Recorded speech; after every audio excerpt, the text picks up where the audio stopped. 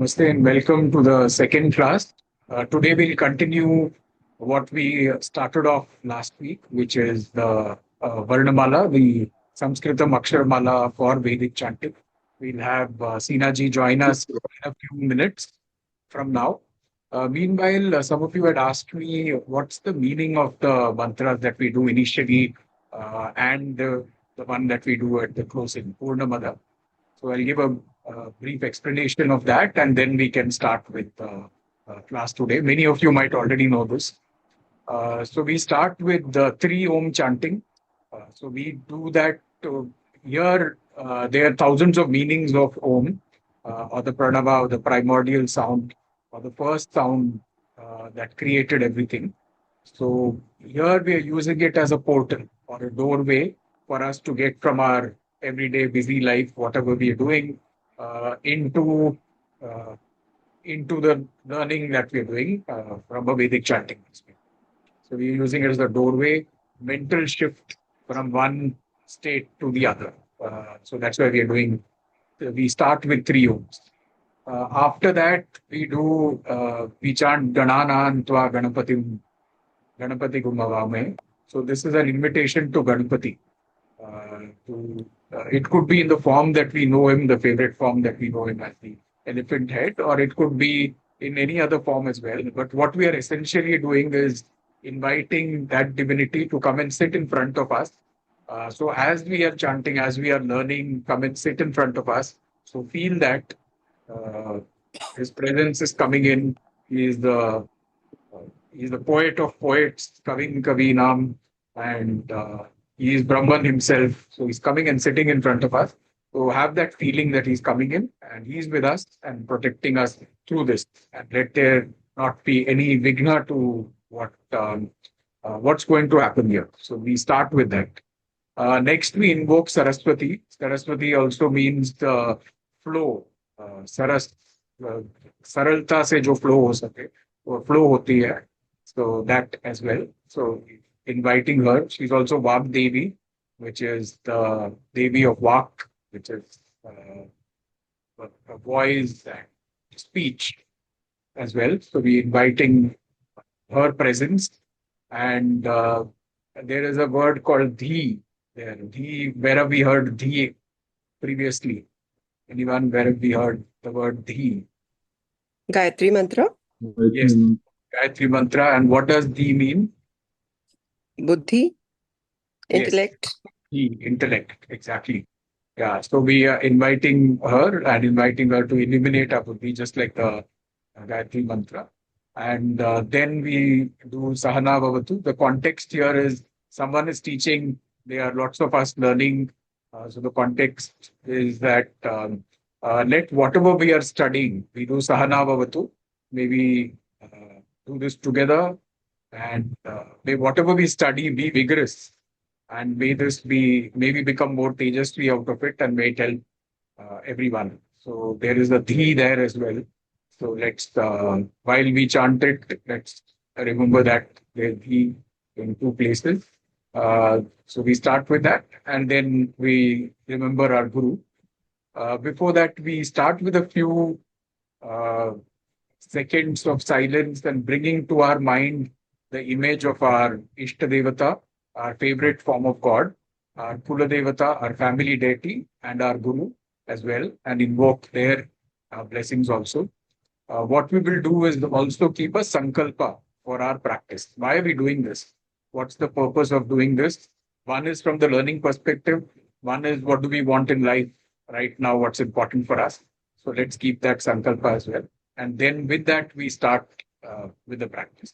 So let's get ready for three ohms and then start. And Sinaji would be joining us in a few minutes right after that. Okay. So let's get comfortable, sit down in a posture that we can all hold for a while.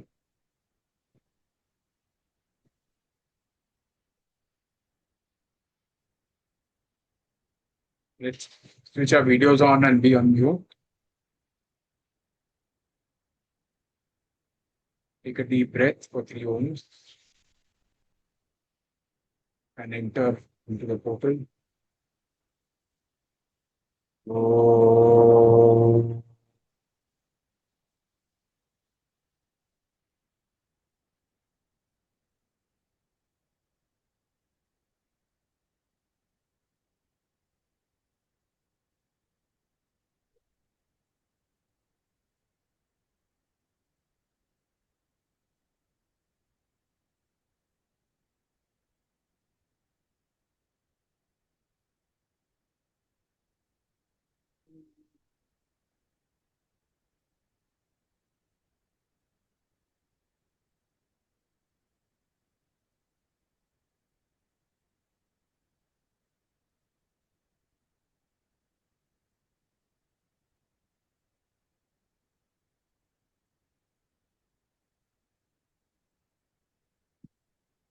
ॐ गणानां त्वा गणपतिगुं हवामहे कविं कवीनामुपमश्रवस्तमम् ज्येष्ठराजं ब्रह्मणां ब्रह्मणस्पत आनः शृण्वन् नूतिभिः सीदसादनम् श्रीमहागणपतये नमः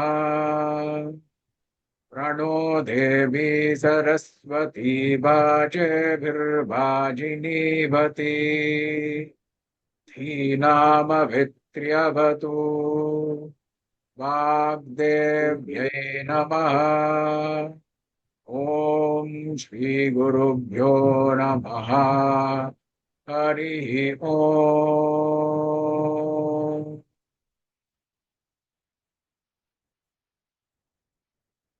ॐ सहना भवतु सहनौ भुनक्तु सह वीर्यङ्करवावहै तेजस्विनावधीतमस्तु मा विद्विषावहै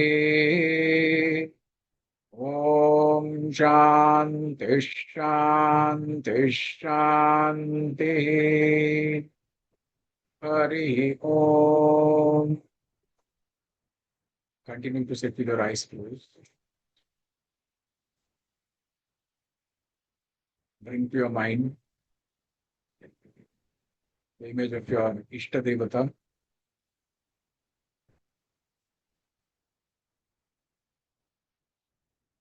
Your Kula Devata.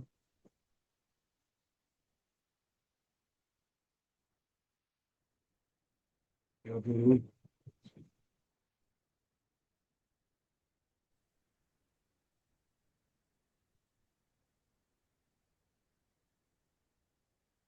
What is your Sankalpa for this practice? Why did you embark on this? Learning Vedic chanting. Bring that to your mind.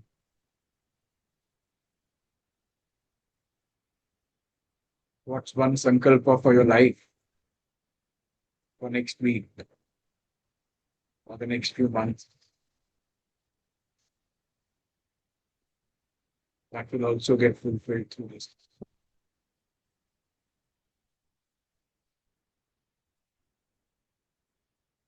Energize your Sankalpa.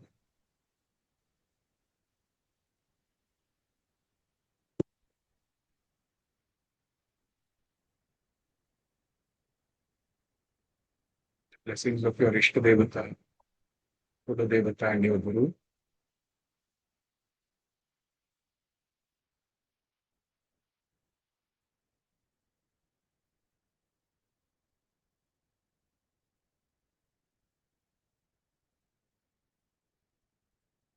Your face, through your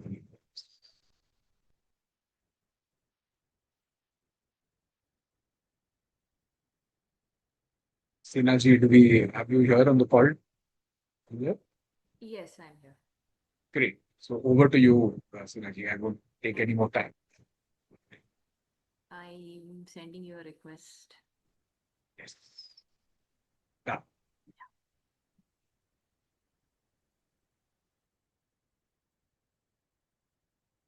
Okay, good morning. Okay, so quickly, what did we do in the last class? We figured out how we found out how the Maheshwara Sutrani came about. Okay, and then from the Maheshwara Sutrani, how the letters were rearranged as Swarahas, Vyanjananis, and one more third new category, that is Ayogavahaha. Then we found out that Swarahas, their definition as it goes is Swayam Rajante iti Swaraha, which means those which shine independently on their own. Okay, so independent and free flowing is their characteristic. But Vyanjanams, on the other hand, don't share these characteristics. They are not independent, they are not free flowing sounds. Okay, then we found out the Varnotpatti Sthanam for the Vyanjanams. Okay, so what did we find out? We found out that all the letters of the Kavarga are Kanthya, right? They're Kanthya Varnas. Then we found out Chavargas, they are Talavya Varnas. Then we had this part. Murdha, that is Murdhanya Varnas are your Tavarga Varnas. Then behind the upper front teeth, okay, this part, you have the Tavarga. So they are called the Dantya Varnas. And then both the lips, okay, they are for your Pavarga. You knew this. Then we also found out that Yakara is also a Talabya Varna. Repha is a Tavarga, it's a Murdhanya Varna. Now, all the letters of the Sanskritam language are called by adding a kara at the end. Okay? So when you say akara, ikara, ukara, when we say this, what it means is a shabdam karayati or karoti iti akaraha. That which causes or produces the a sound is called an akara. Okay, so it's just a name. However, this letter, the ra is not called a rakara, it's called a repha. Okay. So we know that ya is talavya, repha is a murdhanya varna, lakara is a dantya varna, vakara is a dantoshtha varna. So it needs the danta and the oshtha here. So this is your vakara. Okay. Shakara is again a talavya varna. Sha is a murdhanya varna. Sa is a dantya varna. And hakara is a kanthya varna. Right? Default hakara is a kanthya varna. Then we found out that when ha combines with the anunasikas, when hakara combines with the anunasikas, then this ha is a aurasya varna. And then we found out how to say this particular sound. So we said, for example, we took was this word. Okay. So Brahma. What did I say we have to do to make it aurasya? We say the ma first, then the ha. But the highlight is on the ma, not the ha. The moment you highlight the hakara, it will become kanthya. Okay. So the way to say it is, suppose if we were to write it in English, assume that you're spending a little more time, like a little microsecond more time on the Brahma, and then you say the ha. Okay. This ha should feel, you should feel it in the chest, like a chest drop kind of feeling you should get when you say Brahma. Okay, Brahma. This you should feel it. If you say Brahma, Brahma, you do this ha with pure kanthya quality, it's different. You feel it, okay, in your throat rather than in your chest. Similarly, if you look at the word chinnam, okay, chinnam. So chin, on the na, you hold, give it a little time there and then go to the ha. Chinnam. Now, very important to note is we are not going to omit the hakara. This ha is not to be omitted. It is not, you don't say like this. Okay, please. This is not what we are trying to do here. Brahma, the ha is enunciated, but it is not kanthya. Okay. Now, we will have some people try this sound, but before I try this sound, there's something more that you need to know about hakara. Hakara can also combine with any of these letters as well. Okay. It can combine with these anthastas, which these letters are called anthastas. Now, when it combines with this, also the same rule can apply. That is, the hakara can be aurasya. According to Paniniya Shiksha, it should become aurasya. However, there is a tradition. There are two traditions here. One that makes the hakara aurasya and the other that keeps it kanthya. Okay. So, for example, if you want to read this word, okay, there is a tradition that does make this aurasya, and they will say pralhada. Pralhada is one way to say it, and it is correct. But there is another prachalita tradition that has been going on for ever, which reads it as prahlada. Both are accepted.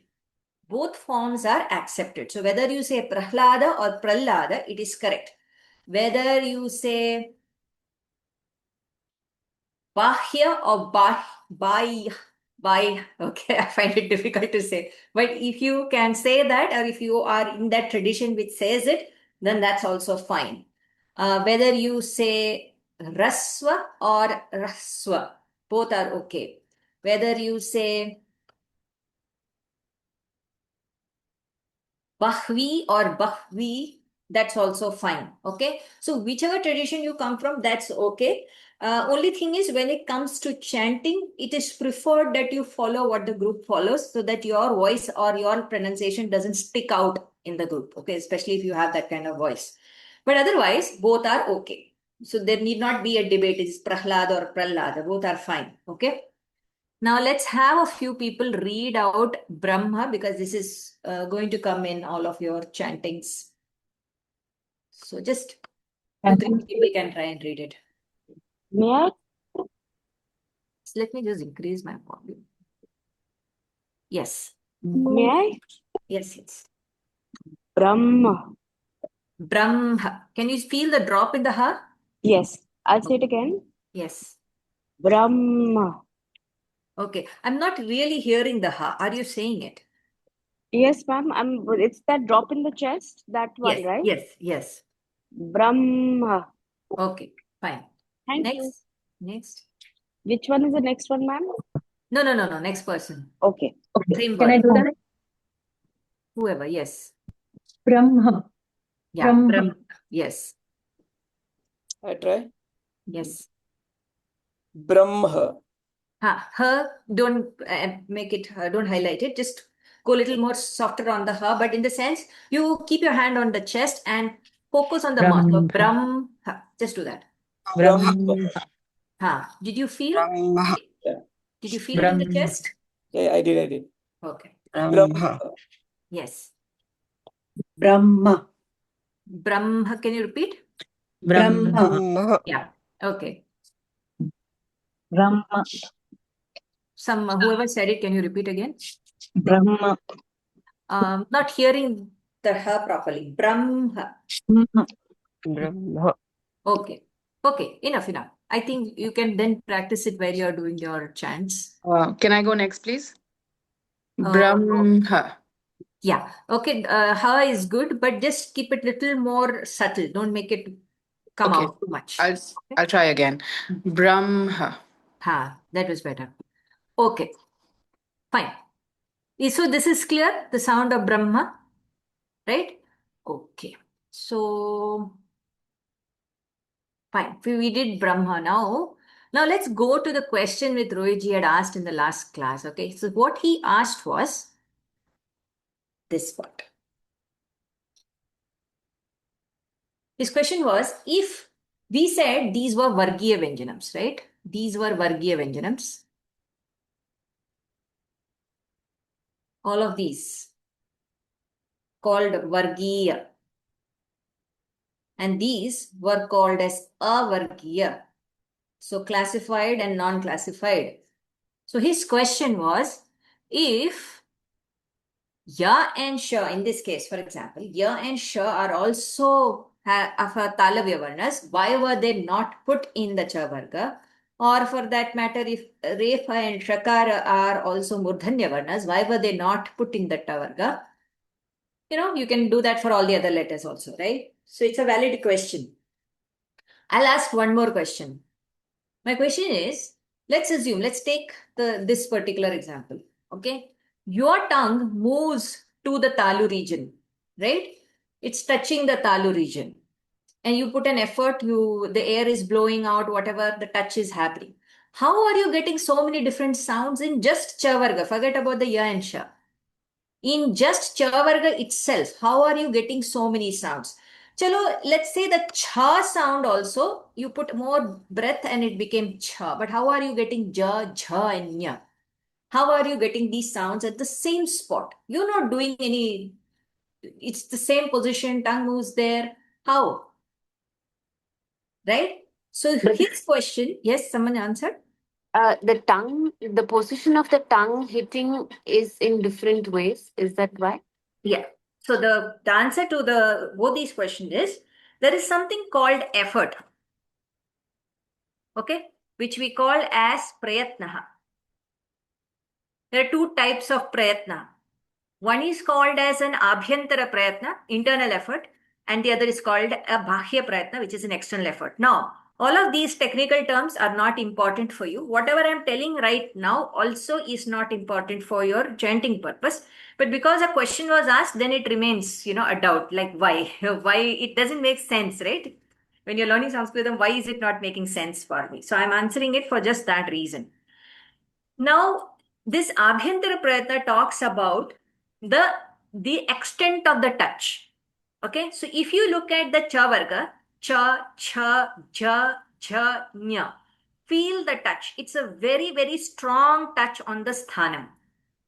On the talu area, it's a very strong touch. Right? Now, when you say cha, and right after that you say ya, is there a difference in touch? Yes. Right? So all these cha, cha, jha, jha, nya, these sounds, in fact, all of the Vargiya letters are called as Sprishta Varnas. Okay? These are called as Sprishta Varnas. They have got a strong touch, or Sparsha Varnas, you can say. Very, very strong touch. However, these letters,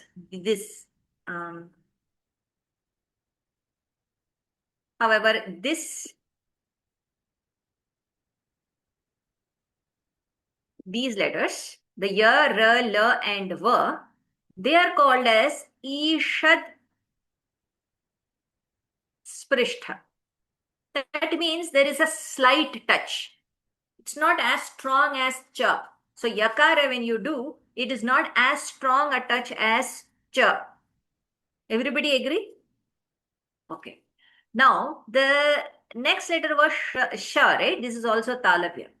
Now, in the case of sha, what happens is there is a gap between the tongue and the sthanam. There is a small gap. That is the reason why you get that hissing sound when you say sha. When you say shh, that sound that comes, the hissing is because of a small gap between the tongue and the sthanam. Okay? This is called as Ishad Vivrita. None of these terms are important for you. Okay?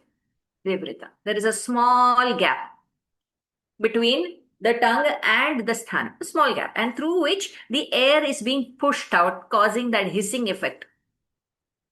Okay? So all of these four letters are all Ishad Vivrita letters. Okay? This involves the effort by the tongue to enunciate this particular letter. Now, this part answers Rohiji's question. His question was, why are ya and sha not in that varga? Because they don't have the same effort. They are not sharing the same abhyantara, internal effort.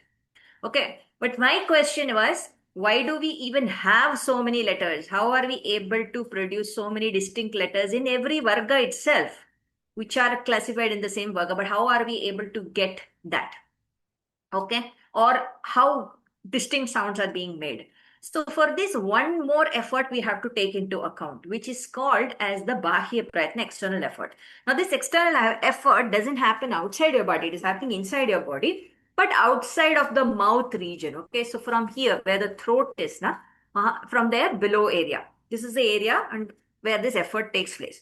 Now, to understand this effort, we have to understand the role of air, how air plays a role in making us sound anything. So what Panini says is that how do we end up speaking? So Panini says that whenever the Atma along with the mind has an intention, along with the intellect, the buddhi has an intention to express something.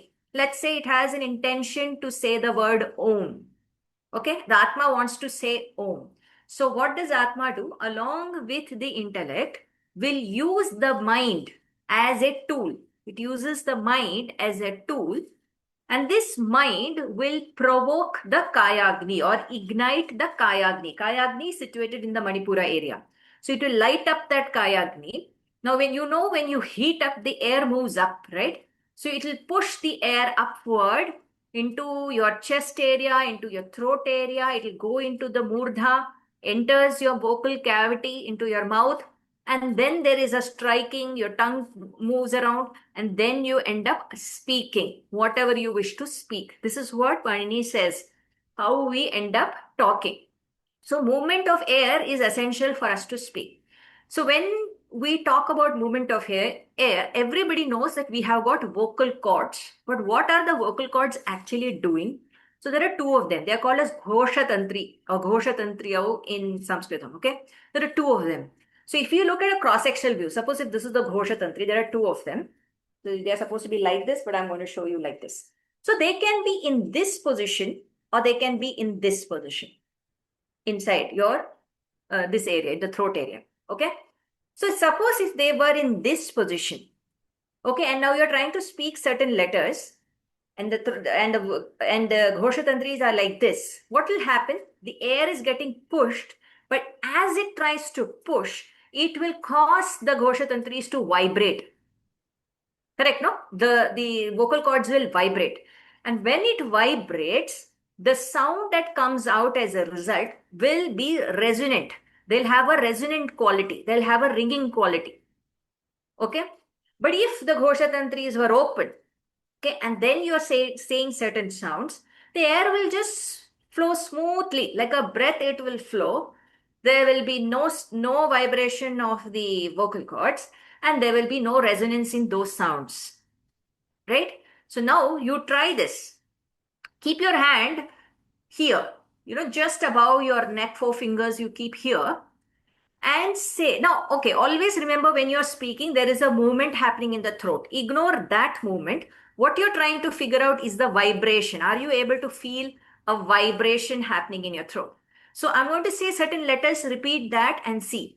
When you say ka, just say ka, very softly ka, and then say ga, ga, nga. Okay, maybe for those who have difficulty saying nga, let's take the ta varga. Say ta, da, da, na. Can you feel the vibration coming on the dha, na sounds? But in ta, there is no vibration happening. Tha also, there is no vibration. Ta and tha, there will be no vibrations. But in da, dha and na, you will feel the vibration coming here. Okay, are you all able to feel? Because I can only see like one person's face nodding, so I don't know. Okay, so especially in the Anunasika sound, you'll feel it even more. The vibration is even more stronger, actually. Are you all able to feel it? Okay, so this is one of the type of Bahya Pratnas. Then you have your Alpa Prana, Maha Pranas, that's also an external effort. And Tina, then sorry, yes? I actually did not quite understand. Huh. So, the vibrations, is it like different on can you touch the point once again to Yes, make us ma'am, it's not, understand where we would can't make feel? out. Because it's like, for me, I feel like I'm feeling some like a vibration or something, but cannot really make out. So if Okay, you so can you just try saying ta and say na. Na. Ta. Ta, Na. you just say ta few times and then say na few times. You should feel vibration on your fingers. Ta, na. Okay, yeah, now I got, ma'am. Yeah. Yeah? You Yeah. will get it on da and dha also. Even if you didn't get it now, it's okay. Yes. Okay? But Got actually the vibration is happening on all these letters. So this letters, these this group, this whole line, this ka, cha, ta, ta, pa, and kha, cha, tha, tha, pa, all of these are non-resonant, non-vibratory kind of sounds, whereas all these one, the third, fourth, fifth columns, okay, and these, okay, they all will have, they vibrate, the Ghoshantantris vibrate as well as they are resonant in quality. So this one, the first and second column, and this Ushmana that I've written, they don't have that quality. So now what we, and apart from this, we also have something called Alpa Prana, Mahaprana, which I will do eventually. Alpa Prana, Mahaprana is where you're putting more breath. Okay, that's one. And the last part is the Udatta Anudatta Swarita, which you will be learning when you start learning the Veda mantras. All of these put together, all, including the internal effort, external effort, and the sthanam, all of them put together gives every sound a unique blueprint. There will be no two sounds which will have all the parameters same. It is impossible. If you have all the parameters same, you're saying the same sound.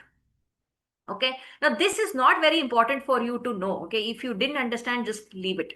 Okay. This was just because a question was asked, so I decided to answer it. So what is important for you to know is that no two sounds are same in quality. So what really have we done here to put them into this category? Two of the parameters were taken into account. One is Thanam and the Abhyantara Prayata, which is where we said the sparsha quality, touch quality. Only those two parameters have been taken in order to put them into this classification that we see in front of us. See, suppose if you have 5 parameters, if you want to take all 5 into account, you cannot create any class. So what will you do? You'll say, acha, 2 parameters, whichever objects have, we will put them into one group. Or 3 parameters, whichever have, we'll put into one group. We cannot take all 5 together. Then you will have no groups. Everyone will be different, right? So in this case, 2 of the parameters were taken, that is the sthanam and the internal effort, and they have been classified like this way. Is this clear? Yes? Okay, great. Now we Yes, Sheenaji. Okay, now we move to something else. Now I would like some people to read some words for me. Okay, I'm going to write a few words.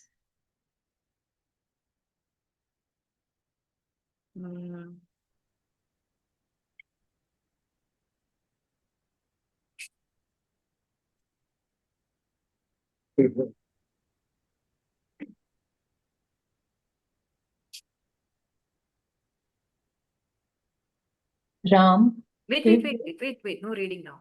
Hold on. I'll tell who I want, what kind of people I want to read. I mean, I want to make you read.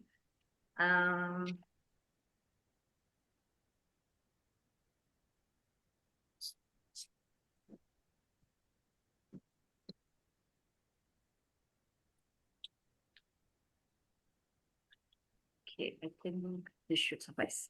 Okay, so what I want, how I want you people to read is not to be concerned about how it should be read in Sanskritam. Okay, you are here sitting in the Samskrita Varnamala class, don't do anything different. I want you to read it exactly the way you would read it if you were to read a newspaper and you saw these words there.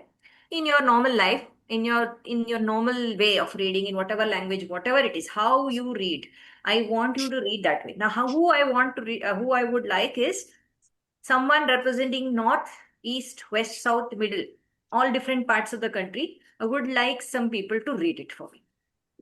Me, miss. Yes. Ram, Shiv, Ramchandra, Gopal Krishna, Upayanti, There is no Aushadham. Anuswara. It is just Upayati, Upayati, Aushadham. okay. You're from which? Just tell me the region. I don't need Mumbai. to know. Mumbai. Oh. Sinaji, I will read.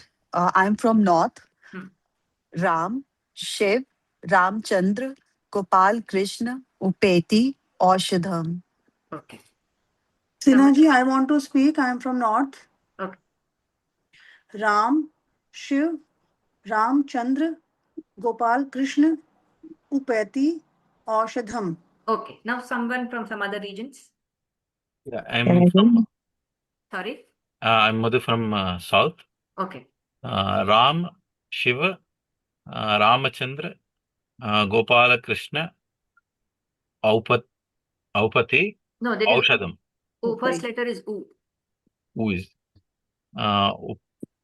Upavati, Aushadam. Okay. Anyone else from the south? Yeah, Yes, I I can speak. do. I can go. Yes. Rama, Shiva, Ramachandra, Gopala Krishna, Upaiti, Aushadham. Okay. Anyone from the east? I'm from the west, ma'am. Okay. Go ahead. Ram, Shiv, Ramachandra, Gopala Krishna, Upaiti, Aushadam. Okay. Someone from the east? West Bengal, Assam, anywhere, any of those places. Okay, I will read. Yes. I'm from East. Yeah. Ram, Shiva, Ramachandra, Gopal Krishna, Upeti, Aushadham. Okay. Fine. Anyone from Madhya Pradesh, that side areas also? Anyone is there? Maharashtra, can I say? Okay, go ahead. Ram, Shiva, Ramachandra, Gopala Krishna, Upaiti, Aushadham. Okay. Now, fine. This is enough. Now, what I want you all of you all have heard, did you all see a variety in how it was being read? Right? There Yes. was a variety, no? Okay. Yes. So this variety is coming because of your regional language influences. Yes. Now, what is the right way to say it in Sanskritam? In order to understand that, we have to also understand the swaras and their sthanam. Okay, so we will go to the sthanam first and then we'll come back to these words. Okay. All right. Okay. Now, akara. Can someone guess where is akara coming from? Oh, sorry. Sthanam? From the lower part of the Kantha? It's a kant. kantha. Yeah. Yes. So when I say a, then a is also from the kantha. Okay? Yeah. Yes. E. E. Kantha? Talu. Talu. No, it's yes. not the talu. Yes. Yeah. E is also talu. So therefore E is also talu. U, very easy. Lips. Lips. Yeah.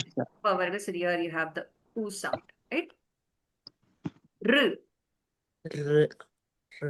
Tala.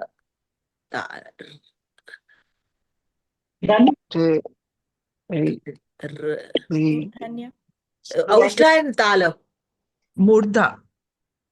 Yeah. Murdha, yes. Rikara is a pure murdhanya sound, okay? And this is also just like how I used to say that Sha needs justice, Rikara also needs justice. By the way, Akara also needs justice. Rikara also needs justice. And we will understand the sound R properly in just a short while, okay? Then we have this sound, okay? L. Now this is new sound for you, so I'm going to tell you where it is. It is at the Dantaha position. Yeah. Okay. Then A. Now A has two positions. It is a Kantha-talu shabda. So this and this. Okay, here you have the A and the I sound. Now, I'm going to just give you something so that you get the feel of why A and I are in the Kantha-talu, although it's not the technical way of saying it. But if you go from R to E,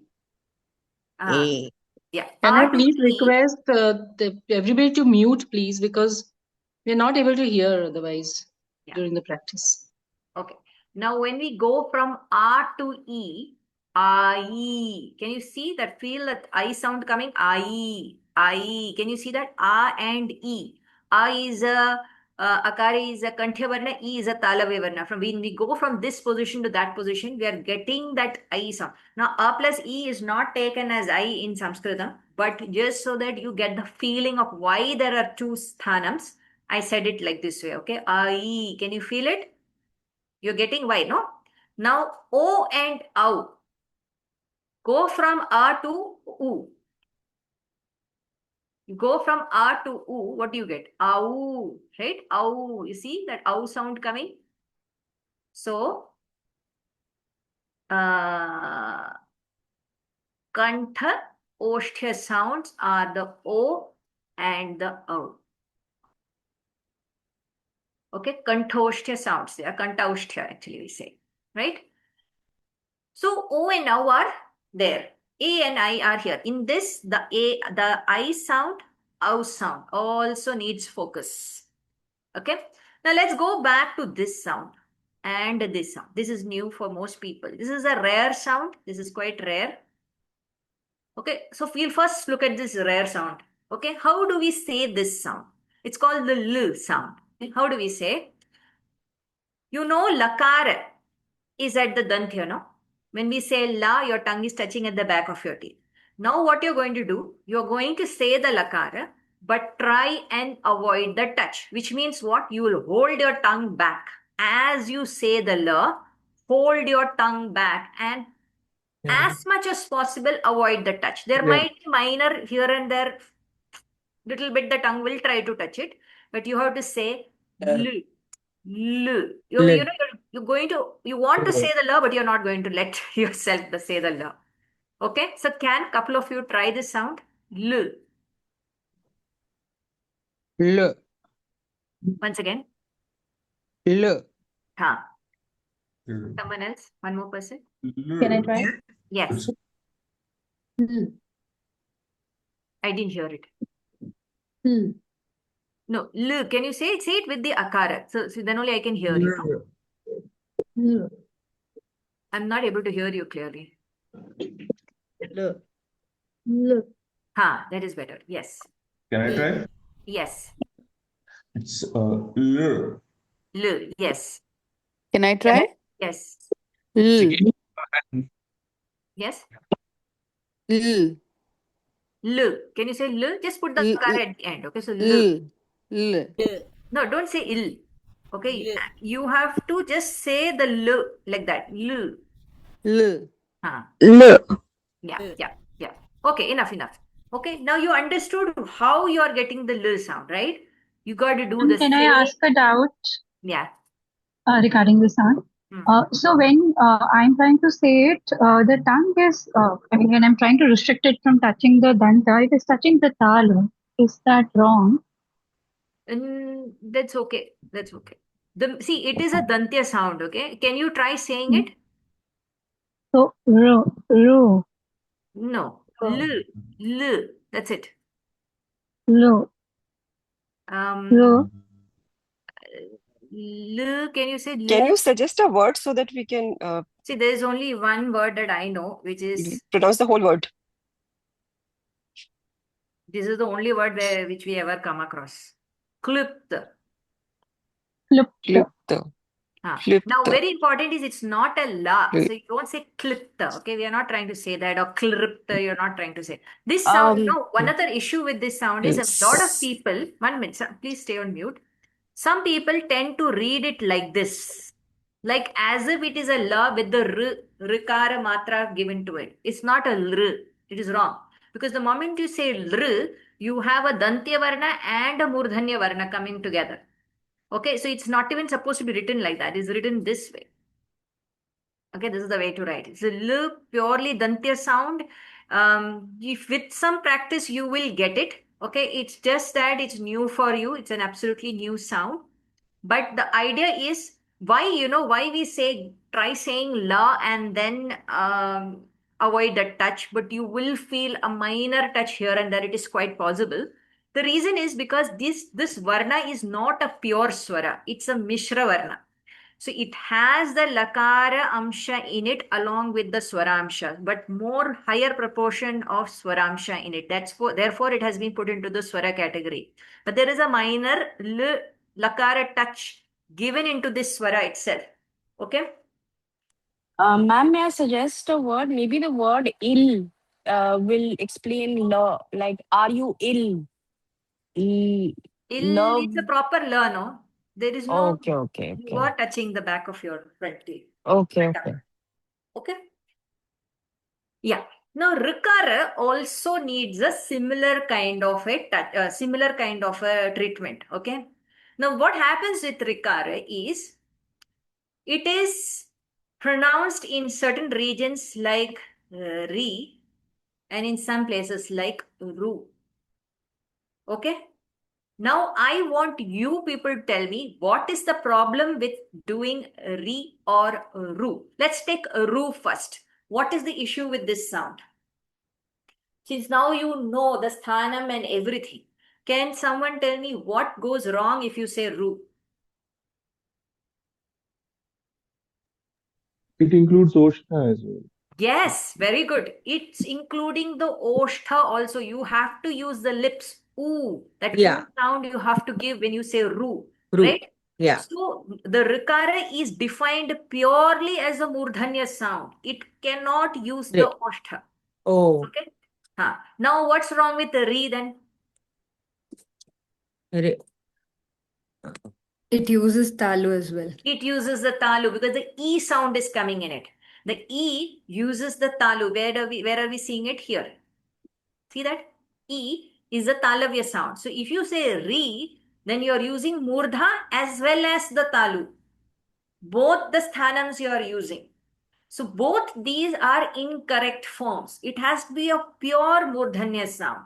And how do you achieve it? The same way like we did with the likara. So you try to say the ra and try and pull your tongue back and avoid the touch as much as you can. So r, r, Krishna. Okay? Krishna. Prakriti. Not Prakriti. prakriti or prakruti, but prakriti. So can someone say the r sound? R. Hmm. R. Yes. Prakriti. R. R. Yes. R. Yeah. Hmm. R. Yes. Jigisha ji has been raising hands for quite some time. Yes, say it. I'm not able to hear you. Once again? Can't hear you. I'm not able to raise my hand, but can I try? Yes, please. R. R. R. Hmm. I can't hear. Who is it? R. R. Correct. R. Okay. So is this clear to everybody why it should be r and not re or ru? It's clear to all. Now the problem here comes is there are a lot of people who have the habit of saying ru, Krishna, they say like this, or Krishna, they'll say like this. You're so used to saying it that it becomes little difficult. You'll have to work on yourself to correct this sound. Okay? This is very commonly, unlike Klipta, the L is very rare, but R is not rare. Okay? Rishi, not Rushi, or it's not Rishi. The moment you say Re, another issue comes is you can't say Murdhanya Shakara. You do this, you say, you want to say this word, okay? But if you read this as this way, if you are trying to read it like this, this will automatically, you will make it as Sha, Rishi. You won't be able to say Rishi, little difficult because of this E. E is Talavya, so you will end up wanting to stay on the Talu region instead of going to Murdha. I mean, you can force yourself to say, but often you will see these errors because of how you end up speaking. Okay. Ma'am, quick doubt. So you're saying we need to pronounce it as Rishi? No, Rishi. Rishi. Not Rashi. There's no A also. Rishi. Okay. Pure Rishi. Murdhanya. And then the Sha is also Murdhanya. Okay. Rishi. I have one more question over here as well regarding the name of Krishna. I have noticed even with Shiva, and the Shiva one bothers me just a little bit because people sometimes just say Shiv, and then sometimes they just say Krishna. I'm just coming to that. Okay. Okay, I'll be explaining that right now. Okay, next is A, I. No problem in saying these letters individually. Everybody gets these sounds individually correct. A, I, O, O. But the problem comes with I and O. Here, especially Hindi language and maybe some similar languages, they tend to change the sound of I and O into A and O. So here the word that have been, where did I write the words? Where did it go? I wrote it somewhere, na? I lost it. Here it is. So this should not be read as upayati. It has to be read as upaiti. Okay, and this should not be read as aushadham. It should be read as aushadham. So the I and the au sound, actually it's not very difficult to correct, but you will have to correct it. Okay, it cannot be read like the way you read in Hindi. It has to be read as I and au only. Okay, now we come to that point of what are the correct pronunciations for this. Now to understand that, we have to understand what is the last letter of this particular word. Okay, so we break this word Rama like this. Repha, which is the pure consonant, is joining with an akara. Makara, which is a pure consonant, is joining with an akara. This is how I get this word. So what are we observing here? We are observing that the last letter of this particular word is an akara. Right? Yes? Can we see this? So in Sanskritam, you will read that akara also. You cannot read it as Ram. You have to read it as Rama. Okay? If you said Ram, then I must write it like this, ending with a pure consonant, Ram. Then only it will be read as Ram. But this word doesn't exist. There is no word called Ram. It is Rama. Okay? So this will be Shiva. Okay? This will be Ramachandra, not Ramchandra. It is Ramachandra because you have an akara here. It has to be read. This will be Gopala Krishna. Gopala Krishna, not Gopal Krishna. Okay? Then the other is Upaiti and Aushadham. Okay? Now, you remember I said akara is also, yes, someone has raised a hand. Is it a question? Yeah, ma'am, I just want to know when you say this word Rama, is there that very minor ha also, which is a part of it, or it is just I didn't Rama? understand. Can you repeat? No, so when you say Rama, is there that very minor ha also there at the end of that ma, or is it just That what you're talking is when I write the word like this. Ramaha, that is different. okay, Ramaha okay, is okay. the actual word. If I want to say what is, in English, if I ask you what is Sri Ramachandra's name and I'm answering, I say Sri Ramaha. That is how Right. it is the name, okay? Here I Right. am just looking at, let's say, a Sambodhana, or I am looking at the root of this word. Root of this word is, okay? Is that clear? Yes, it's clear. It's clear. Thank you. Yes. Rohit, you had some question? So this is just a hypothesis. So in the north, it is Ram. Sanskritam, it is Rama. And when it comes south, it becomes Rama. Yes, I was going to come to that. Okay. So yes, so we do have a problem with Rama also. And I'll tell you why that is a problem. Because this letter A is very clearly defined in Sanskritam to be a Samvrita Varna. Samvrita Varna. Samvrita means a closed vowel, not a fully open vowel, which means your mouth does not open fully when you say the akara. This is very well defined. Akara is a special varna that way. Very well defined in the language where they say a. When you say akara, that a, and when you say a, your mouth opens a little more, right? Wider. This does not happen with akara. When you say a, you should not be opening your mouth wide. Therefore, it is Rama and not Rama. Because the moment I do Rama, the mouth opens wide because there is an A sound coming at the end. Okay, so it's a Rama. How do you come to this particular accuracy of the A sound? Is to try saying this word. Just do the ulta jap of the name Rama. I want one person to volunteer to read this word for me, and all others to pay very close attention to this sound. So you will understand the length of the akara. So, sir, can someone? Yes, Kavita ji. Mara. Keep saying mara mara fast. Mara, Medium mara, pace. mara, mara, mara, mara, mara, mara, mara, mara, mara, mara, mara, mara, mara, mara, mara, mara, mara, mara, mara. Are you all able to hear the Rama, Rama, Rama, Rama, Rama, not Rama, Rama, Rama? That's not what is coming when she's saying it. When she's Yes, saying ma'am. Rama, Rama, Rama, Rama, Rama, Rama, you see the length of the akara at the end of ma. That is the correct length of the akara. Okay, so the length of the akara or the length of the vowel is called a matra. Now, length meaning time duration taken to utter that particular sound. So, one matra is required to say a or e or u. One matra is defined as the blink of an eye, typically. When you use two matras, you get what we call as the dirgha varna.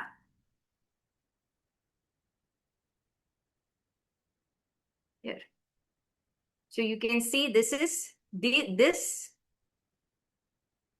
these are all one matra varnas. Okay. They are called as hrasva. Okay. When you say twice that length, you get dirgha varnas.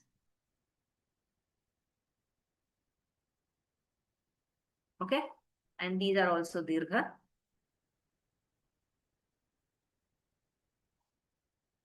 These are all dirgha varnas. Okay. So a, I, u, r. Then you have a, I, o, all of them are dirghas. And then if you have more than two matras, that is 3 or 4 matras, then these are all the more than which you see, which have been notated with numbers, right? They are all called as Pluta Varnas. These Pluta Varnas, in your Yajurveda mantras, I have really not seen anywhere. Rigvedic mantras, you will see it. Maybe else other Vedas also you might see it. So this is something you can keep aside. So when you say Rama, you say Rama and then Rama. So that is Pluta. The third one which I did was Pluta. Okay. So this is Rasva. Then you have Dirgha for 2 matras and then Pluta Varna. So they normally say Eka matro bhaved Rasvaha Dimato Dirgha Uchyate Trimatrastu Pluto Jneyaha Vyanjanam Tvarda Matrakam. Vyanjanam has half a matra. So Eka matraha bhaved Rasvaha. Dvimatro Dirgha Uchyate. 2 matras are called as Dirgha. Trimatraha tu Pluto Jneyaha. Anything 3 or 4 matras they are called as Pluta. Vyanjanam tu ardha matrakam. Vyanjanam has only half a matra. Okay. So with this we understand what is called the length or what is the matra. Okay. So now we have to understand here the same thing we come here. We have to have only one matra duration and akara cannot be with a open mouth, like you cannot say Rama. Another problem with Rama is the name of a Devi. This name comes in the Lalita Sahasranama, Rama Ramana Lampata. This name comes in the Lalita Sahasranama. It's a name of Devi. So if you're praying to Sri Rama and you say Rama, then you are not addressing the right deity. Maybe you will also make the whole shloka meaningless because of using the word Rama instead of Rama. Ma'am. Yes. Can you give an example of Pluto? Pluto means any one Pluta word. Varna. Pluta. The example means, see, I'll tell you in classical Sanskritam, that means everyday Sanskritam, if I write like this, it means I am calling out Rama. Rama, I'm calling out from far away. He's far away and I'm calling him out. So I'm increasing the length of the vowel at the end. Okay. That's all. But in Veda mantras, they write these numbers to tell you exactly how much that length should be. So 3 matras, 4 matras, they might specify how many matras. Like in music also we have one matra. Yeah. Okay. This is clear? I do have a question here. Some of us are a little bit tone deaf. When you say matra, what is the length of it in seconds? I told you, it's the blink of an eye. One blink of an eye is called one matra. So you just have to say just one blink and you say right? So yeah, that is one matra. Twice that length is your dirgha, and more than that is called pluta. See, you don't have to be so worried about the exact duration of it. But what you have to know is that while you chant, the Rasva and Dirgha length matters. That means your Dirgha for all the Dirgha Varnas should be exactly the same length. Quite often I notice people don't really say the Rasva and Dirgha clearly. So sometimes the Dirgha also will sound like Rasva. Sometimes the Rasva sounds even shorter than it should be. So when you are chanting, no, there is an expected, you should have an ear for that. You should know that, okay, this is the length. And that is something you'll pick up. As you hear it so many times, you are going to pick up. Everybody has picked up. Not everyone comes with musical background, right? So you end up picking it up anyways. Okay. But you have to know what goes wrong when we do this Rasva, Dirgha, Rasva, any errors in this, what will go wrong. Okay. So one I already showed you. Yeah. Sorry, can I ask you one more thing? Yes. What I noticed when you were saying Rama and then Rama, and I kept repeating it as you had suggested, I noticed that something happens between the vibrations that are created and the top part of my head, where there's a certain flow that happens of energy. I think, I don't know what it is, like a sensation gets built up.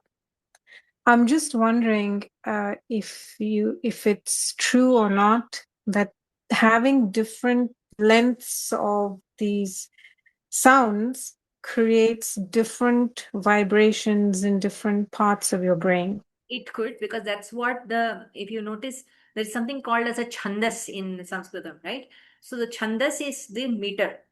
The meter depends on various things, which is the length of the vowels, because there are very specific number of syllables, dirgha, rasva, all these things. There are different types of chandas depending on different things. Okay.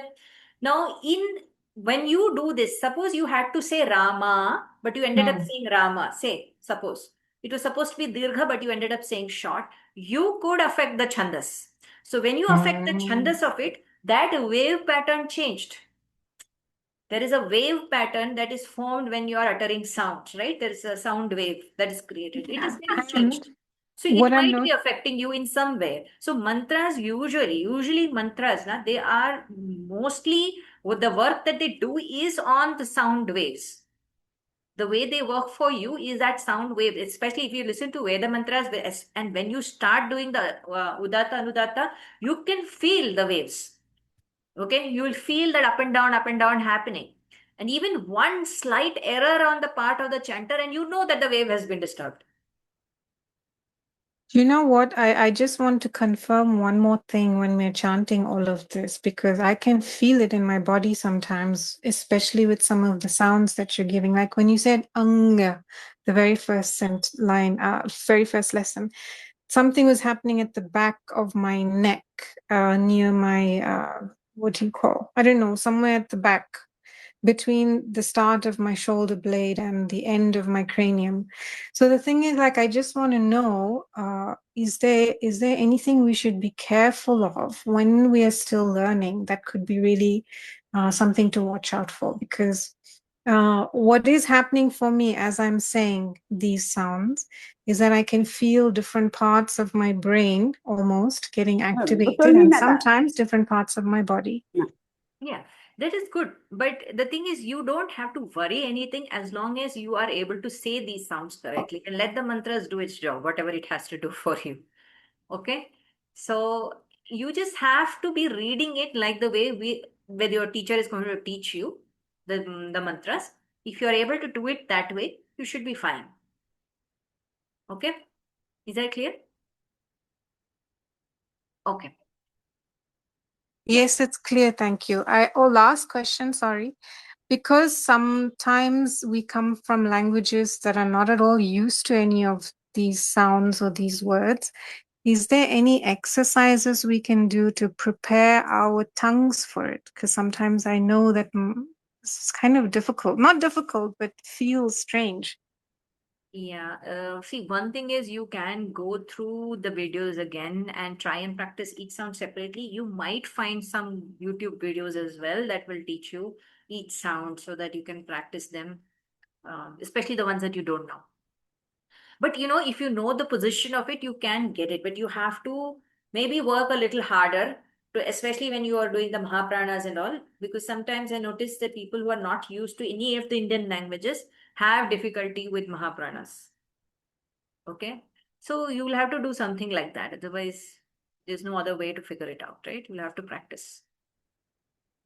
Thank you. If you are giving lessons, private lessons, I think quite a few of us might be happy to sign up. See, the thing about Sanskritam is that it's a commitment.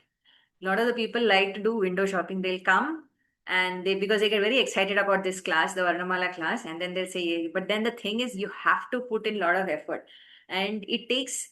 If you think like I teach 3 books, and it will take minimum 4 to 5 years to finish those 3 books, and the 3 books will only be, putting you onto the level where you're entering Sanskrit because it's the basic foundation, and you are just good enough to now enter into the language, is what I will say after just doing that much.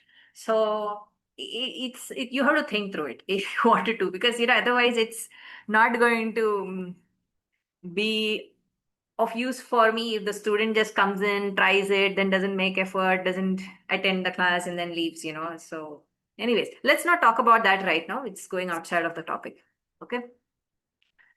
But just staying with what she was saying, somebody had asked in the idea boards, I think, a question like, is the form of the letter and the sound got anything to do with each other? I think someone asked this question.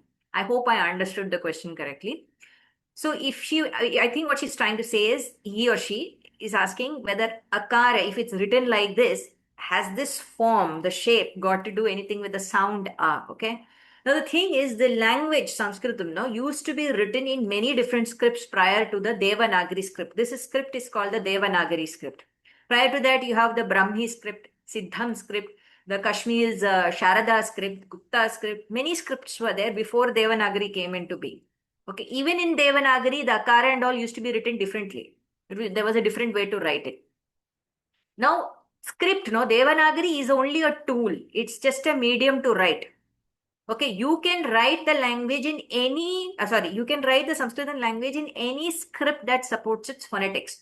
So you can write in Kannada, you can write in Telugu, you can write in Malayalam, you can write in whichever other languages, maybe Bengali or whichever other languages that support its phonetics. All the rules, whatever it's saying, you can do it. You can definitely use a script. So the script is not very important. Okay, what matters is the language. It was an oral tradition initially. Languages, writing and all came much later, right? So this you have to remember. Okay, now let's come back to the topic here. We went a little away. Rama and Rama. Okay, this I told you. This is Devi's name. Shiva is also Devi's name. It's also there in the Lalita Sahasranama, Shiva. Okay, but this should not be read as Shiv. It is Shiva. Shiva. Okay, you do not read this as Yog. It has to be read as Yoga. Okay. Now, what can go wrong when we say this Rasva Dirgha incorrectly? So, there is an example. It's an everyday shloka which people normally chant. I'll write it down. Okay. Namaste, Sharada. Now, here I am going to do 2 options. I don't know which is correct right now, okay?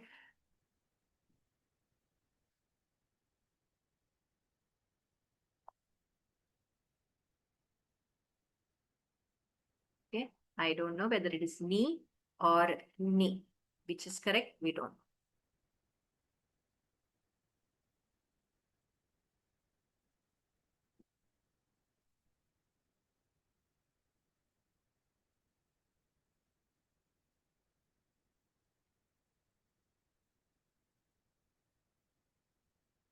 Swamaham Prarthaye Nityam. Vidyam. Buddhim. Buddhim. Cha. Dehi. Me. Okay. Now we had this Namaste Sharada Devi or Devi, I don't know. Kashmira Puravasini or Kashmira Puravasini, I don't know. Tvamaham Prarthaye Nityam Vidyam Buddhincha Dehime. Can people tell me which do you think is the correct form when it comes to these letters?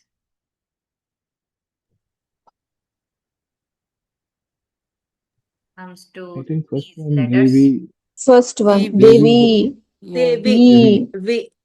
The Raswa wala. Okay. Some Kashmir. people felt it was Dirgha. this, and some people Yes. felt it was this. Yeah. Okay. Puravasini. Should be Devi. Vaham. Vasini. Maham Prarthaye. No, that's Nityam. okay. That's fine. Reading the rest of the part is fine. I was interested. Neelaji, I just have a doubt, if I can ask. Madhura this side. The original, this is like, isn't it like Saraswati Namastubhyam That's Varade a different one. Kamarupam? That's a different one. Okay. Fine. Thank you. It's a different one. Okay, Namaste Sharada Devi or Vi, Kashmira Puravasini or Ni. Some people said it is this, some people said it is this. Anyone who said this or this, can they explain why? Why do you think that is the right form? Please could Only one you form repeat is it? correct, huh, by the way. If you look up on the internet, don't do it. Devi Matra. Devi is one Matra. Devi is two Matras. Right? So Sharada Devi, I thought one Matra is right, not two Matras. Devi is too much, I felt. Okay. And Kashmir Puravasini.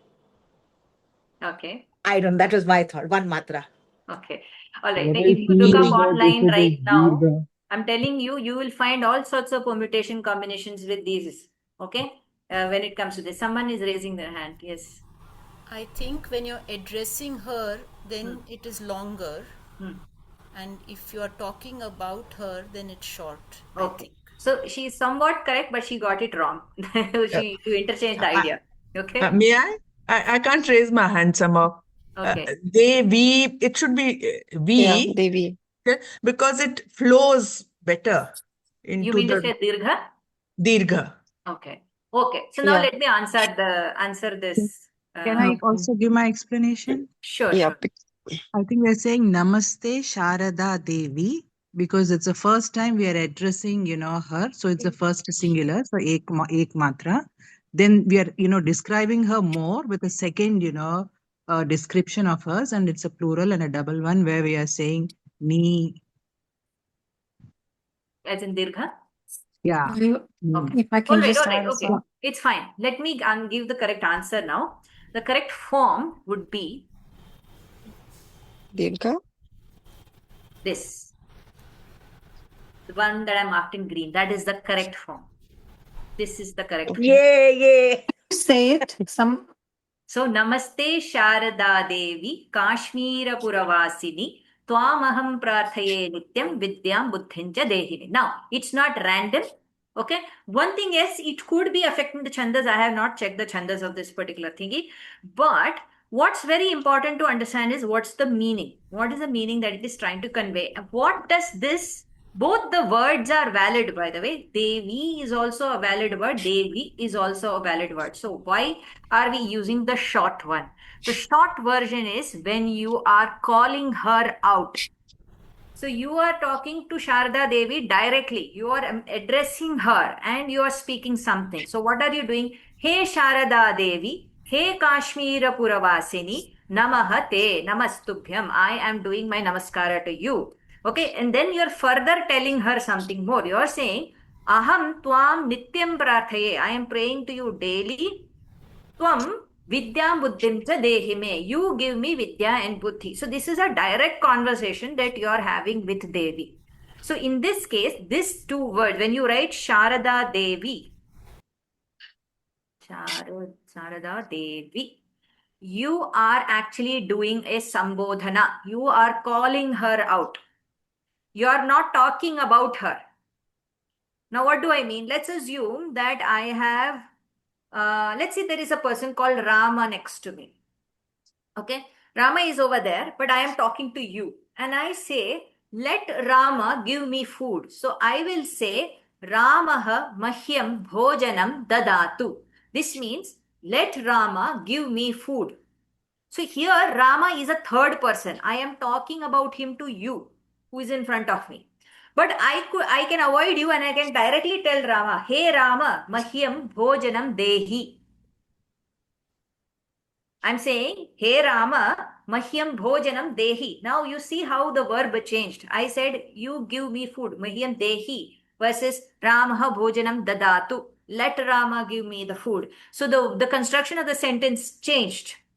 Ramaha I used in the first sentence. Hey Rama I used in the second sentence. Ramaha would mean third person. Hey Rama, I'm calling him out. So same way I can say, hey Devi. If the Devi is in front of me and I want to talk to her, or if I'm assuming she's in front of me and I'm talking to her, hey Devi. Here is a direct conversation. Versus I'm talking about Devi who is, somewhere else, and I say, let Devi give me food. Let Devi give me buddhi. Okay, Devi Mahyam Buddhin Dadatu. Let Devi give me food. I can say that way also. But then it's not a direct conversation. So in this case, it's a direct conversation in this particular shloka. So both Devi and Devi, both are valid words? Both are valid words. When you say Devi in Dirgha, it's third person. Third person singular. And Devi is Sambodhana singular. That means you're calling her out and speaking. Okay. This is why when you are saying your shlokas, and I told you that even if you are not part of this class, even if you are not going to attend the Veda chanting class, if you were saying some shlokas at home, there is a good chance you are making mistakes because you are referring to something, unless you are referring to very good, authentic texts or good quality publications, you are likely to make some mistakes when you are saying this. And sometimes the quality of the publication may be good, but you might still not be saying it correct. So saying Devi is important. The moment you say Devi, what did you do here? You introduced a third person without any context in this particular shloka. You introduced Devi, and then you are not telling what Devi is going to do.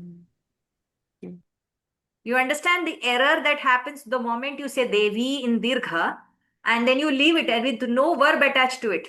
So what is Devi doing in your shloka? Okay, so then what happens is you said Namaste Devi, okay? You said that, and then you are asking someone to give you buddhi and vidya, and you are not specifying who that person is. Whom are you asking that you are not telling? Because yahan pe, you have not called out. You are just talking about some third person, you left it. You called out spoke about a third person, did not say what that person has to do. Then you changed. And now you're talking to someone, and who is that someone? That also you have not specified. Are you able to follow what I am saying? So if we're going by that logic, so when we are learning chanting, we should be knowing the meaning and the context of every shloka. When you're doing Veda mantras, it will be extremely difficult for you to go through them. They are really huge. You'll have to do it on your own. So how will we pronounce correctly? correctly? Is to you to just read it exactly as given. So in that case, how are we going to make sense that it is Devi or Devi? It's written. First person You or are third not person? going to by heart anything. Okay. You are going to read it from the text. By hearting comes much later, if at all you can do it. But otherwise, you are just going to read from that book, Mantra Pushpam book that you have. Just read as is. And whichever audios will be recommended to you, pay very close attention to the Rasvadirgas that they're saying. And of course, the audios also should be of good, authentic sources, that they will give it to you anyways. Thank you so much. Okay. Now let's look I at have another a example. question. Yeah. May I ask now? Yes. Ma'am, I was one of the people who thought it would be Devi or, Puravasini, Dirgha. That was also coming because of whatever little Sanskrit I have read earlier in my life. Because Tri, Nadi, Janani, it's all Ikaranta Strilinga. But even if I'm like, say, I want to pray to Ganga, I'm standing in front of her, you mean to say that it should be Nadi, not Nadi. Yes. And only if it is third person, we refer to it as Nadi. Yes. Okay. Thank So you. you would say, Hey Janhavi. Got it. Got it? This means you're calling the Nadi out or the Janhavi. Yes. Clear now. Although the original word is Nadi Dirgha. Yeah. Okay. Yeah, I've been pronouncing it wrong only like that. Yeah. Yes. Okay. So now we'll do one small example, another example, and now this time you are going to again tell me which is the correct form. Okay. Somebody was talking about this one. We'll do this. Please, could you also read it out, because sometimes people may not know Devanagari. I don't know it very well. 1 minute. I don't want to read the first word because then I will read it correctly. Okay, 1 minute. I brought it out, Sheena ji. Saraswati Namastubhyam Varde Kamarupini. 1 minute. Kamarupi.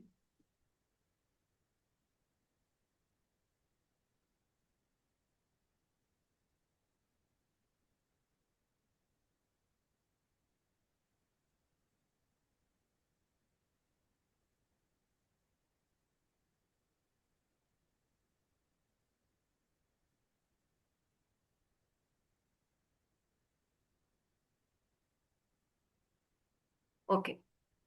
So, Saraswati or Saraswati, Namastubhyam, Varade, Kamarupini or Kamarupini, Vidyarambham Karishyami, Siddhir Bhavatu Me Sada. Now tell me, which do you think is the right? Part with the same logic. I think Can I go? it's Can I finish it? Saraswati. Yes, I feel like you're calling to her and she's not listening. Can I answer? Yes. Okay, so it should be Saraswati and Dirgha or Aswar? Dirgha and Kamurupini Dirgha, because here we are not asking anything. We are just saying that I am starting the reading Vidyarambha Karishyami. So we are addressing her as a third person. That's what I understood from the rest of the shloka. We are not like there. In the first shloka you were saying Tvama Prarthaye, means I am worshipping you, right? But here I am not asking anything. I am just saying Saraswati Namaste, and I am starting my study. So that's why I think we are using her as a third person. That's my guess. Anybody else? No, ma'am, it's Raswa only because it's addressing her again. Yes, first person only. May I? Raswa. Yes. Should be Rasva. It is Rasva and Dirgha. And Kamurupini is an adjective, so it will be Dirgha. Sheena ji, the Kamarupini will be Dirgha and Saraswati will be Rasva. Rasva. That's what I'm saying. Saraswati will be Rasva. Saraswati Namastubhyam Varde Kamarupini. Okay. Vidyarambham I'll give the correct Karishyami. answer now. The correct answer is Sambodhan again. We are calling her out only because like the moment you use her as a third person, no, then you have to state what she is doing in your statement. If I say Ramaha, if I just say Ramaha, then you will ask what Ramaha? Are you saying Ramaha exists? Are you saying Ramaha is reading? Are you saying Ramaha is eating? What is Ramaha doing? You have to specify. So there is no verb, no corresponding verb if I say Saraswati or Kamarupini. There is no corresponding verb with it in this sentence. So it is a Sambodhana. You are just calling, Hey Saraswati, Namaha Tubhyam. I am offering my namaskara to you. The calling out is important. Otherwise, which Bhagavan will know who you are doing namaskara to? So either you can just say, oh, the divinity, I am doing all right. But because you are going to start studies, you want to call Saraswati, not Lakshmi. You don't want to call Sri Rama. You don't want to call anybody else. You want to call Saraswati and tell her, I am about to start my studies right now. So you are calling her out and saying, Hey Saraswati, Hey Kamarupini. Now look at them. Both of Kamarupini is a Visheshanam. It's an adjective to Saraswati. Both of them will be in the same way. Okay, both of them will be Rasva only because you're still calling her out only. Why Kamarupini? Because she is the one who fulfills all your desires. She is Kama itself. So whatever that you desire from your studies, she is the one who's going to fulfill. So you're reminding her, you're Kama Rupini. Please, I'm offering, and you're Varada also. So Varade is also, by the way, in Sambodhana. Hey Varade, you're calling her out. Varada is the name. Varade, you're calling her out. Like Hey Site, you must have heard in Ramayana, right? Hey Site. That's a way of calling out. So you're calling her out and saying, I'm offering my namaskara. I'm going to start my studies now. Sabka siddhi hone do. Mama siddhi hi bhavatu. Let me be accomplished or let my studies be accomplished. This is what this particular shloka is trying to say. So the point about this, the highlight, what I wanted to do was for you to realize the difference between Rasva and Dirgha and how the meanings change, or you keep making the entire shloka go meaningless. By just saying Saraswati Dirgha, Kamarupini Dirgha, you leave it in the air. You mentioned two people, but you didn't mention what about them. So it leaves it meaningless. Right? And then you're saying Namastubhyam, but to whom? That we don't know, because you did not mention to whom you're doing the namaskara. If you keep it Dirgha. But when you keep it Rasva, then we know exactly whom you're doing the namaskara to. Okay? Is that clear? I'll just give a couple of more examples of Rasva Dirgha so that it just gets emphasized for you even more. Sinaji, it's Pinky here. Kama Rupini, you are describing. Kama Rupini. It's an adjective to her. Yes. Yes, correct. So, would it always be Rasva? No, see, that's what I'm saying. The original word is Saraswati Dirgha, Kamarupini Dirgha. That is how it is. Just like Nadi, somebody mentioned just now. It is Dirgha only. But in what context are you using? It changes its form. All the words in the language change their form. In Sanskritam, for example, I say Ramaha. Okay, I can say Ramam. I can say Ramena. All are talking about Rama only. But what is the intention that, or what do I want to talk about Rama? Accordingly, the declensions change. The endings of the word change. Okay, now this is a class for grammar. I cannot go into the depth of all this sort of questions. But what I wanted to impress upon you is to understand the difference between Rasva, Dirgha and the clarity that you need to give while you are reading Rasva and Dirgha. You have to give it clarity. I'll just give you one more example. This word you know. Asthi. Asthi means a bone, not asti. Okay, you have to be very careful when you say asthi, Rasva.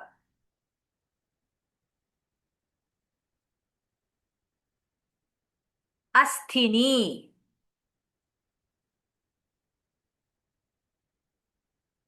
Asthini.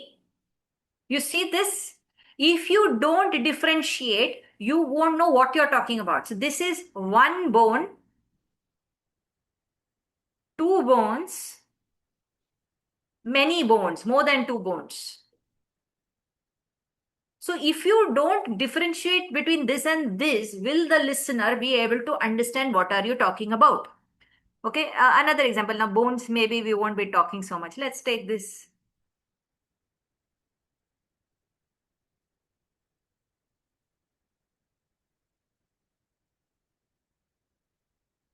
Vari, water.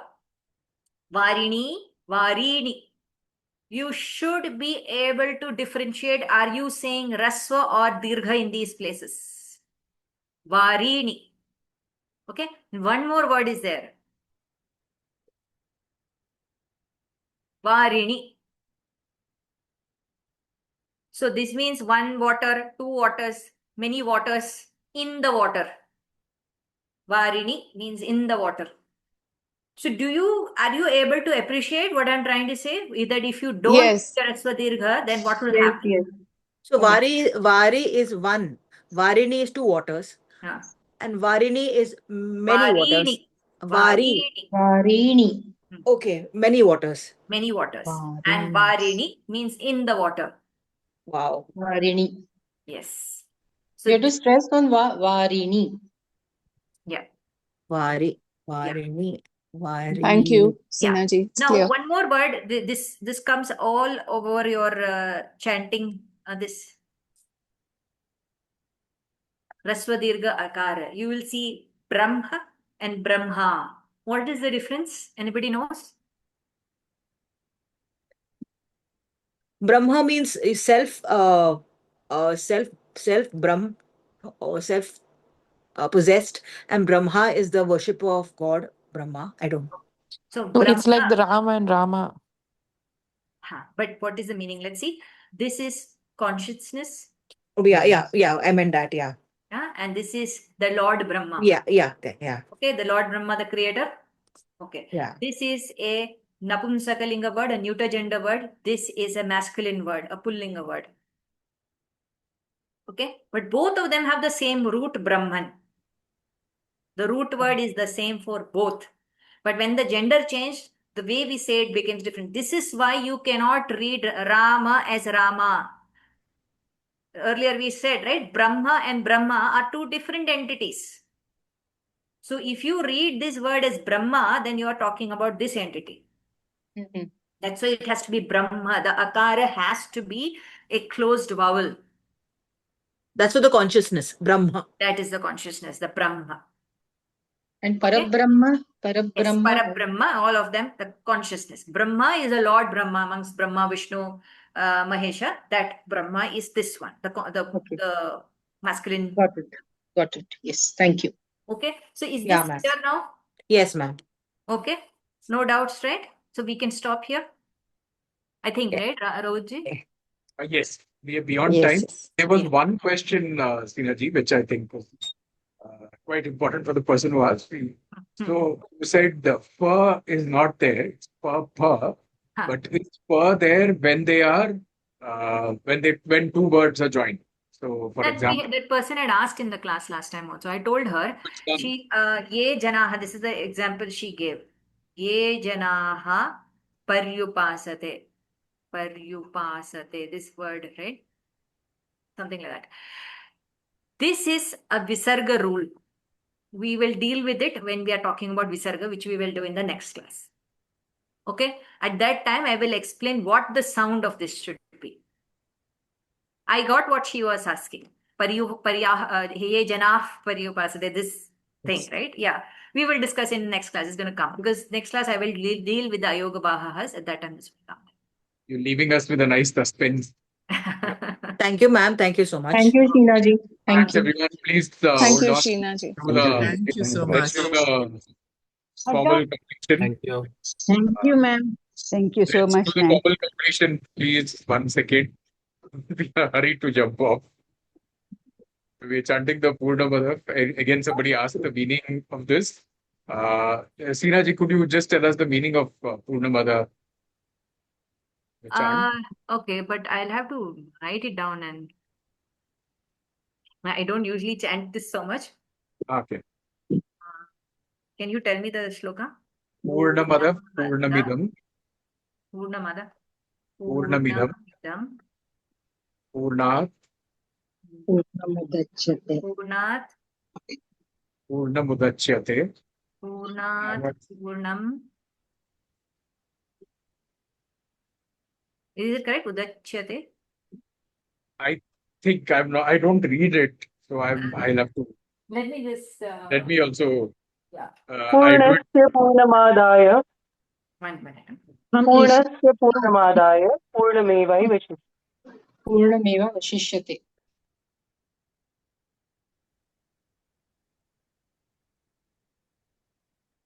There is Sir's video also on this. Yeah, we Explaining just it. want to know technically Purnamada, Purnamidam, Udachyate only, no? Udachyate. Udachyate. Udachyate. Purnasya. Purnasya Purnamadaya Purnasya. Purnam. Adaya Purnamadaya. Purnameva Purnamevava. Meva Shishyate. Shishmevava Shishyate. Shishyate. Okay. Okay. Purnamadaha. Purnam adaha. Purnam adaha. Purnam idam. Okay. So Purnam adaha. That is Purna, that is complete. Purnam idam, this is also complete. Purnat Purnam udachyate. From the Purna, that is complete, you get Purna. From the Purna itself, whatever comes out is also Purna. Purnasya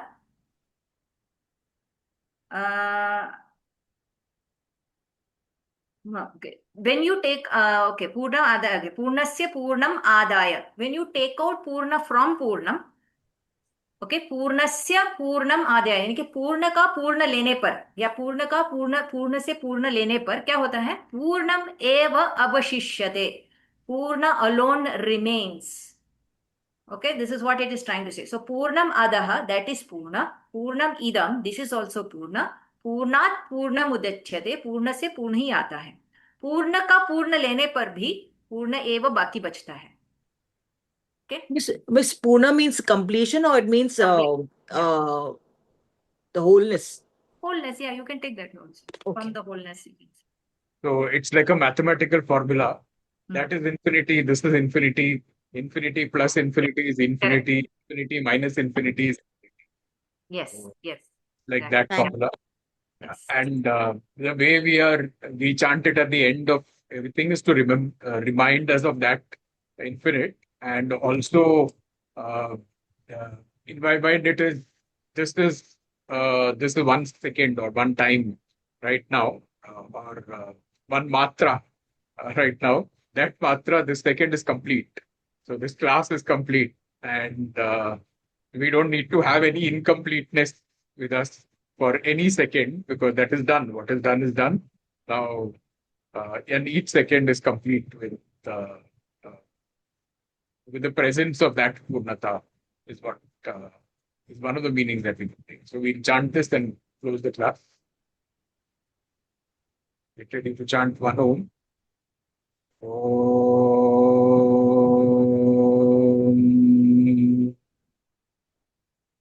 Namadav Namidam Nat Purnamudachyate Purnasya Purnamadaya Purnameva Vashishyate. Om Shanti Shanti Shanti. Hari Om. Om Shri Gurubhyo Namaha. Hari Om. Samasta Sukhino Bhavantu. Sarve Janaha Sukhino Bhavantu. Hari Om Tat Sat. Shri Ramakrishna Arpanamastu. Thank you everyone. Thank you so much. Thank you, Seena ji. Thank you, Rohit. Thank you so much. Thank you so much, everyone. Thank you so much. Thank you, Rohit. Thank you, Namaste. Seena ji. Thank you, everybody. Thank you, everybody. Thank you.